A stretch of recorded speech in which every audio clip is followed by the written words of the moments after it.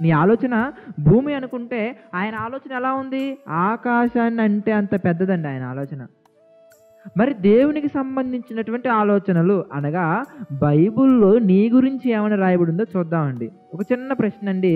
బైబిల్లో ఉన్నటువంటి మాటలకి మీ మాటలకి ఎంత తేడా ఉంటుందో మీకు తెలియజేయటం కోసం నేను మీకు కనబడుచున్నానా? ఈ ప్రశ్నని మీరు ఎవరినైనా అడగండి, వాళ్ళు చెప్పే సమాధానం ఏంటో తెలుసా?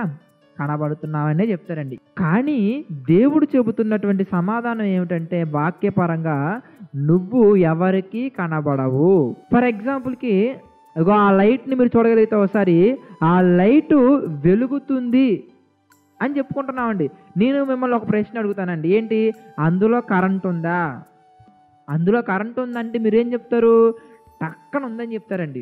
ఎందుకన్నా తెలుసా? ఎందుకనంటే అది వెలుగుతుంది కాబట్టి. వెలగనటువంటి బల్బుని మీకు చూపించి అందులో కరెంట్ ఉందంటే ఏం చెప్తారండి? లేదని చెప్తారు. ఇప్పుడు వెలగనటువంటి బల్బులో కరెంటు లేదని కానీ, వెలుగుతున్నటువంటి ఆ బల్బులో కరెంటు ఉందని కానీ మీరు కరెంటును చూసి చెప్పారా? కరెంటును చూసి ఎవరు చెప్పరండి. అది వెలుగుతుంది కాబట్టి కరెంట్ ఉందనుకుంటున్నాము, వెలగట్లేదు కాబట్టి కరెంట్ లేదనుకుంటున్నామండి. ఎవరు కూడా కరెంటును చూసి అందులో కరెంట్ ఉందన్న విషయం ఎవరు చెప్పలేదండి. ఇక్కడ కూడా బల్బుని కాసేపు మీరు శరీరం అనుకుంటే ఆ బల్బుని పనిచేస్తున్నటువంటి కరెంటు ఎలాగో నీ బాడీని పని చేపిస్తున్నటువంటి నువ్వు అలాగా. కరెంటు లేనటువంటి బల్బు పనిచేసిద్దండి? పనిచేయదు. కరెంటు లేకుండా బల్బు ఏ విధంగా పనిచేయదో నువ్వు లేకుండా నీ ఆకారం అనేది పనిచేయదు. నువ్వు పడుకున్నప్పుడు నిన్ను ఒక కర్ర పెట్టి కొట్టేసావు అనుకో, టక్కన లేచి కూర్చుంటావు. చనిపోయిన తర్వాత నీ ఆకారం మీద యాసిడ్ పోసినా కానీ, కత్తి పెట్టి పొడి చేసినా కానీ, 10 ఘాట్లు పెట్టేసినా కానీ లెగిసి కూర్చోవండి. ఎందుకంటే ఆకారంలో నువ్వు లేవు కాబట్టి.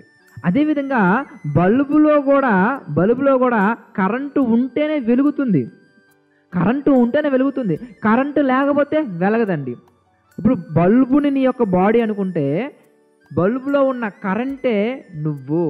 చూడండి ఒకసారి యోహాను సువార్త 6వ అధ్యాయము 63వ వచనం.